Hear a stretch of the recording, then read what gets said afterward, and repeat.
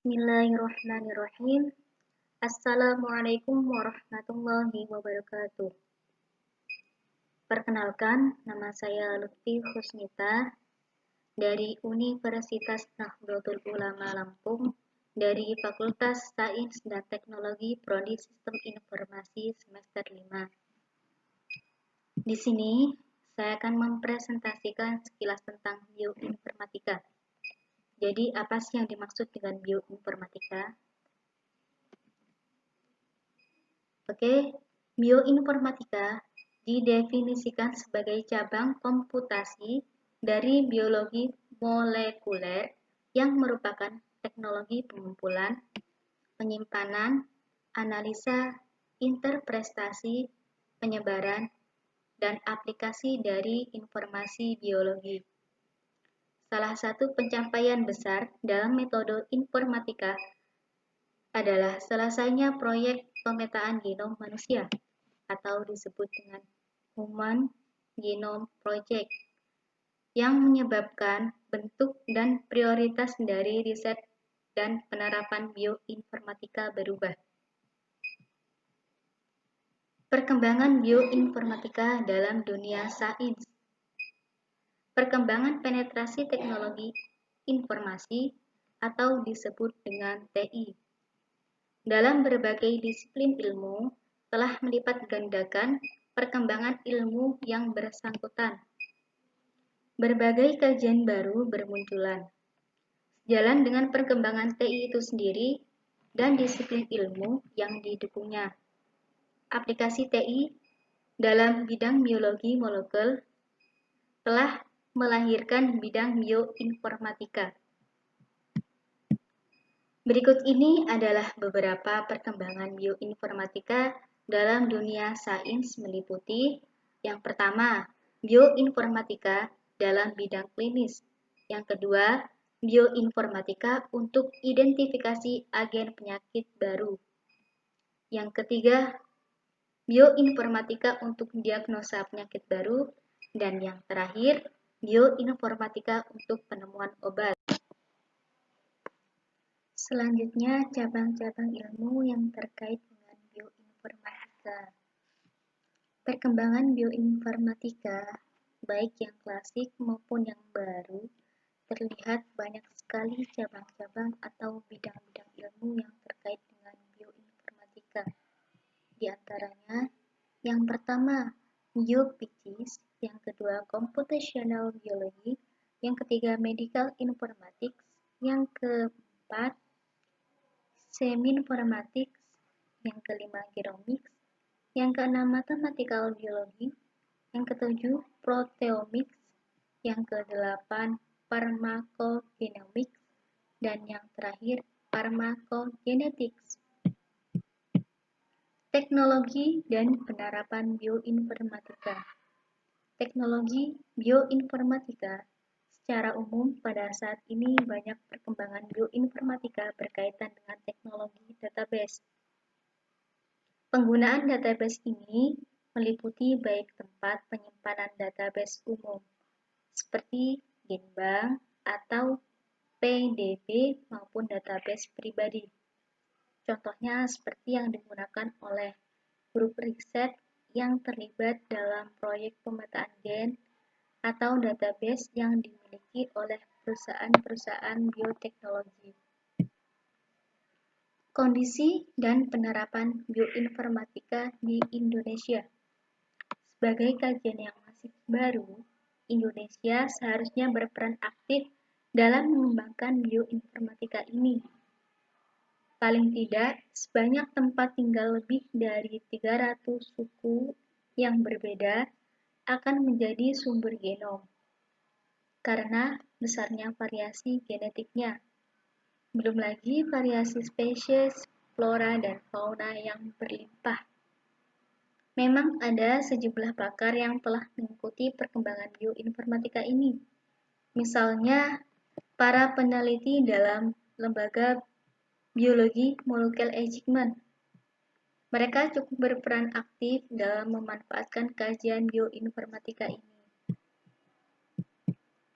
Lembaga ini telah memberikan beberapa sumbangan cukup berarti, antara lain yang pertama, deteksi kelainan janin, yang kedua pengembangan vaksin hepatitis B rekombinan, yang ketiga meringankan kelumpuhan dengan rekayasa RNA. Selanjutnya, DNA sebagai material genetik rantai. Arti dari DNA itu sendiri adalah sebuah polimer panjang tak bercabang yang hanya tersusun dari 4 macam subunit. Identifikasi manusia berdasarkan short tandem repeat atau disebut dengan STR. DNA atau genom manusia terdiri dari untayan unit DNA berulang dalam berbagai ukuran yang terpola. Rasio DNA dengan pengulangan unit pendek 2-6 BP disebut dengan short tandem repeat atau STR. Seorang individu mewarisi satu salinan STR masing-masing dari orang tuanya. Selanjutnya, tes paternitas dan maternitas DNA dengan software bioinformatika. Setiap anak akan menerima satu alel kromosom dari ayah dan satu alel kromosom dari ibu. Dengan perkembangan bioteknologi, pemeriksaan DNA dapat digunakan untuk mengidentifikasi dan membedakan individu yang satu dengan yang lainnya. Tes paternitas adalah tes DNA untuk menentukan apakah seorang pria adalah ayah biologis dari seorang anak. Tes paternitas membandingkan pola DNA anak dengan terduga ayah untuk memeriksa bukti pewarisnya DNA yang menunjukkan kepastian adanya hubungan biologis dengan menggunakan DNA inti. Tes maternitas adalah tes DNA untuk menentukan apakah seorang wanita adalah ibu biologis dari seorang anak.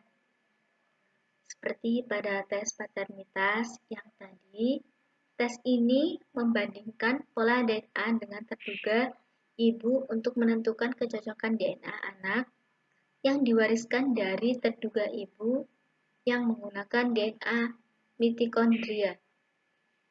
Umumnya, tes maternitas ini dilakukan untuk kasus seperti kasus yang diduga tertukarnya bayi, kasus bayi tabung, kasus anak angkat, dan lain sebagainya. Selanjutnya, identifikasi organisme berdasarkan spesifik gen individu. Yang pertama, gene 16S RNA. Studi keanekaragaman genetik pada prinsipnya bertujuan untuk mengkaji komposisi genetik individu di dalam atau antar populasi, dan untuk mengetahui faktor-faktor yang menyebabkan terjadinya modulasi atau dinamika keanekaragaman genetik dari populasi tersebut. Secara umum, keanekaragaman genetik pada suatu populasi dapat terjadi karena gen mengalami mutasi, rekombinas, dan perpindahan kelompok populasi dari suatu tempat ke tempat yang lain. Selanjutnya yang kedua, ITS atau Internal Transcription. ITS adalah suatu urutan RNA dari proses transkripsi utama yang berada antar prekursor ribosomal subunit dan dihilangkan pada proses splicing ketika RNA prekursor tanda molekul yang struktural diproses ke dalam suatu ribosom organisme.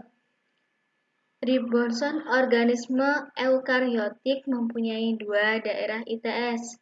Yang pertama terletak di antara 18 S gen dan 5,8 S gen. Dan yang kedua terletak di antara 5,8 S dan 28 S. Oke. Mungkin itu yang bisa saya sampaikan. seputar dengan Informatika ini. Semoga video ini dapat bermanfaat dan mohon kritik sarannya yang membangun pastinya ya. Dan baik, itu saja yang dapat saya sampaikan. Kurang lebihnya saya mohon maaf dan kepada Allah Subhanahu wa taala saya mohon ampun.